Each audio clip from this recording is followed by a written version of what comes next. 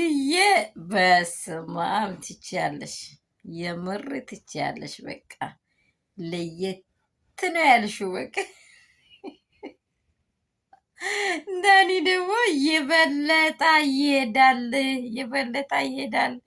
እውነት በቃ ከበት ብታረጋቸው እኮ በቃ ደስታ መቆዳው ነው የተነሳው።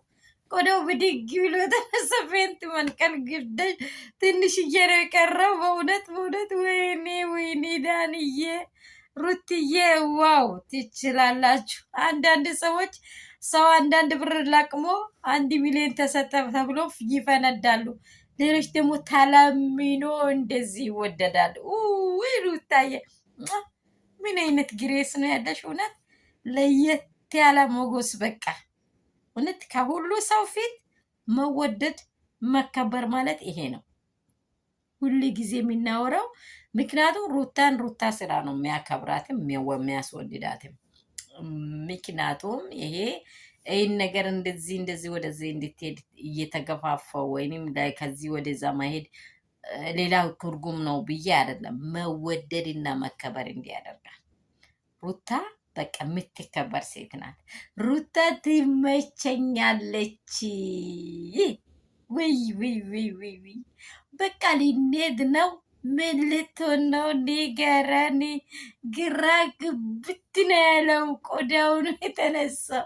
ምክንያቱም እንደዚህ በአይኑ እንዳትቀና ስሉት ራሱ አይዞ ይላል። ዳኒ ደግሞ አይዞ አትበለኝ።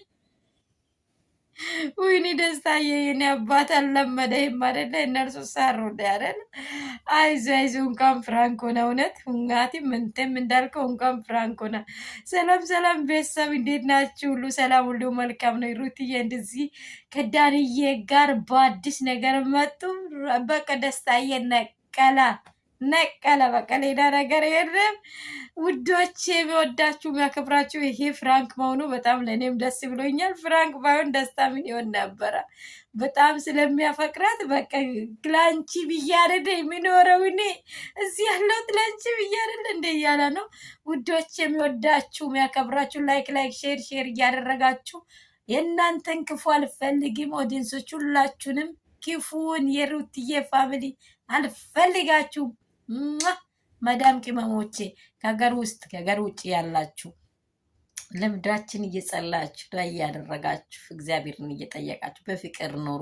እንደዚህ ያሉ ፍቅር የሆኑ ሰዎችን በቃ እንደዚህ የሚያስቁ ዝም ብሎ በቃ እንትን አያ እንደታሰራ በቦታ የሚሆን ድራማ ከምሰራ እውነት እንዲህ ያለ ፈታ የሚያደርግ የሚያስቅ ነገር ይዛችሁ የመጣችሁት ሩትዬ ዳንዬ ደስታዬ አይዞህ አብራኝ ነው ያለችው። የትም አትሄድልህም።